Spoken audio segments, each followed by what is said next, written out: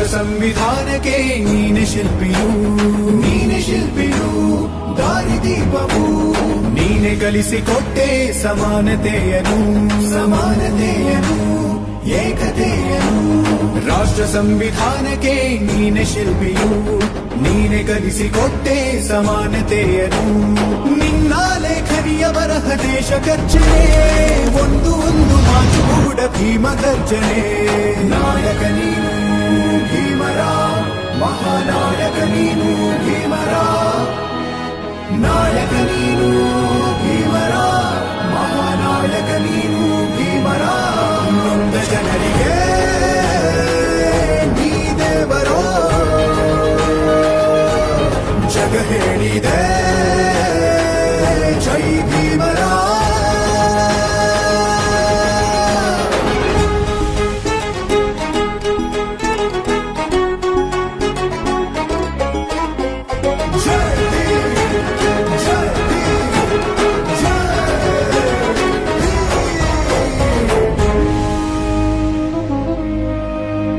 ಸಂಕಟದಲ್ಲಿ ಬಂದೆ ಆಗಿ ಆಧಾರ ತಮ್ಮ ಬಲಗೈಯನ್ನು ಮುಂದೆ ಚಾಚಿ ಜನತೆಯಾದ ನಾವು ಭಾರತವನ್ನು ಸಾರ್ವಭೌಮ ಸಮಾಜವಾದಿ ಧರ್ಮ ನಿರಪೇಕ್ಷ ಪ್ರಜಾಸತ್ತಾತ್ಮಕ ಗಣರಾಜ್ಯವನ್ನಾಗಿ ರೂಪಿಸುವುದಕ್ಕಾಗಿ ಭಾರತದ ಎಲ್ಲ ಪ್ರಜೆಗಳಿಗೆ ಸಾಮಾಜಿಕ ಆರ್ಥಿಕ ಮತ್ತು ರಾಜಕೀಯ ನ್ಯಾಯವನ್ನು ವಿಚಾರ ಸ್ಥಾನಮಾನ ಮತ್ತು ಅವಕಾಶಗಳ ಸಮಾನತೆಯನ್ನು ದೊರೆಯುವಂತೆ ಮಾಡುವುದಕ್ಕಾಗಿ ಭಾತೃತ್ವ ಭಾವನೆಯನ್ನು ಮೂಡಿಸುವುದಕ್ಕೆ ದೃಢ ಸಂಕಲ್ಪ ಮಾಡಿ ನಮ್ಮ ಸಂವಿಧಾನ ಸಭೆಯಲ್ಲಿ 1949 ಇಸ್ವಿಯ ನವೆಂಬರ್ ತಿಂಗಳ 26ನೇ ದಿನದಂದು ಈ ಸಂವಿಧಾನವನ್ನು ನಮಗೆ ನಾವೇ ಅರ್ಪಿಸಿಕೊಂಡು ಅಂಗೀಕರಿಸಿ ಶಾಸನವಾಗಿ ವಿಧಿಸಿಕೊಂಡಿದ್ದೇವೆ.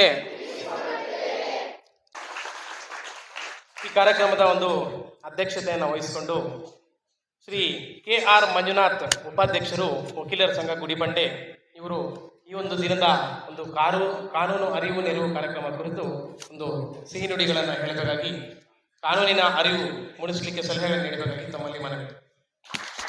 ನಿಮ್ಮಲ್ಲಿ ಕ್ಷಮೆ ಇರಲಿ. ಸುಮಾರು ಜನ ಸುಮಾರು ರೀತಿ ಎಲ್ಲ ರೀತಿಯೂ ತಮಗೆ ತಿಳಿಸ್ಕೊಟ್ಟಿದ್ದಾರೆ. ಮೊದಲನೇದಾಗಿ ನಿಮಗೆ ಬಿಸಿಲಾಗ್ತಾ ಇದ್ದರೆ ದಯವಿಟ್ಟು ಕ್ಷಮೆ ಇರಲಿ. ಮತ್ತೆ ಇನ್ನೊಂದ್ಸಲ ಕ್ಷಮೆ ಕೇಳ್ತೀನಿ. ಇಲ್ಲಿ ಇವತ್ತು ತುಂಬ ಧನ್ಯವಾದಗಳು.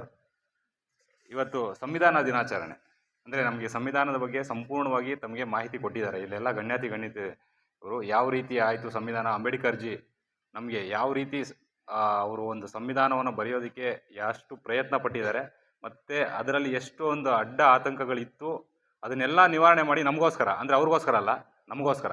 ಇವತ್ತು ನೀವು ಸ್ಕೂಲಲ್ಲಿ ಇದ್ದೀರಾ ಅಂದರೆ ಸಂವಿಧಾನ. ನಾವು ಹುಟ್ಟುತ್ತಾನೆ ನಾವು ಸಂವಿಧಾನ ಅಡಿಯಲ್ಲಿ ಹುಟ್ತೀವಿ, ಸಾಯೋವಾಗೂ ನಾವು ಸಂವಿಧಾನ ಅಡಿಯಲ್ಲೇ ಸಾಯ್ತೀವಿ. ಚೆನ್ನಾಗಿ ಅರ್ಥ ಮಾಡ್ಕೊಳ್ಳಿ. ಸಂವಿಧಾನ ಅಂದರೆ ಸಂಪೂರ್ಣ. ತಾಲೂಕು ಕಾನೂನು ಸೇವಾ ಸಮಿತಿ ಗುಡಿಬಂಡೆ ವತಿಯಿಂದ ಕಾನೂನು ಅರಿವು ನೆರವು ಕಾರ್ಯಕ್ರಮ ಹಮ್ಮಿಕೊಂಡಿದ್ದಾರೆ. ಈಗಾಗಲೇ ಸಾಕಷ್ಟು ನರಸಿಂಹಯ್ಯವರು ನಿಮಗೆ ತಿಳುವಳಿಕೆ ಕೊಟ್ಟಿದ್ದಾರೆ ಕಾನೂನಿನ ಬಗ್ಗೆ ಯಾವ ಥರ ಮುನ್ನೆಚ್ಚರಿಕೆ ತಗೋಬೇಕಂತ. ಈಗ ಹುಡುಗಿರಾಗಲಿ ಹುಡುಗರಾಗಲಿ 18 ವರ್ಷ 20 ಸಿಬ್ಬಂದಿ ವರ್ಗದವರೇ ಹಾಗೂ ಮುದ್ದು ಮಕ್ಕಳೇ, ಭಾರತದಲ್ಲಿ ಹಿಂದೂಗಳ ಪವಿತ್ರವಾಗಿರತಕ್ಕಂತಹ ಗ್ರಂಥ ರಾಮಾಯಣ, ಮಹಾಭಾರತ, ಭಗವದ್ಗೀತೆ, ಹಾಗೆ ಮುಸ್ಲಿಂ ಧರ್ಮಕ್ಕೆ ಪವಿತ್ರವಾದಂಥ ಗ್ರಂಥ ಕುರಾನ್ ಆಗಿರುತ್ತೆ. ಹಾಗೆ ಕ್ರೈಸ್ತರ ಪವಿತ್ರವಾದ ಗ್ರಂಥ ಬೈಬಲ್.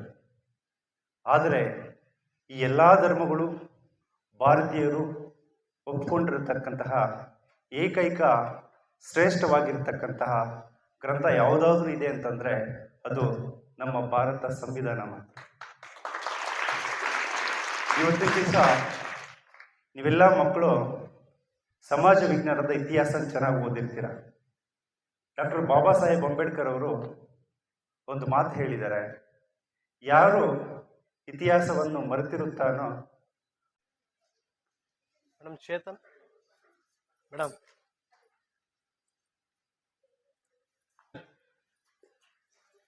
ಜೋರಾಗಿ ಚಪ್ಪಾಳೆ.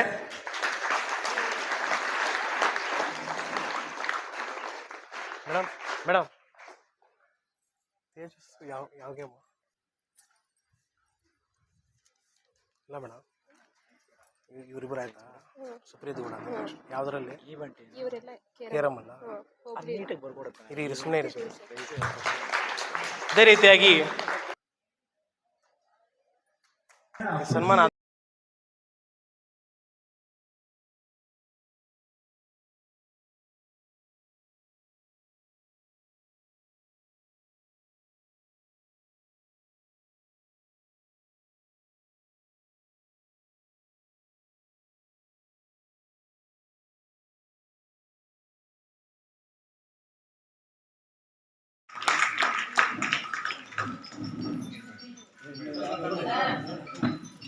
ಕಾರ್ಯಕ್ರಮದಲ್ಲಿ ಭಾಗವಹಿಸಿ ಕಾರ್ಯಕ್ರಮವನ್ನು ಯಶಸ್ವಿಗೊಳಿಸಲು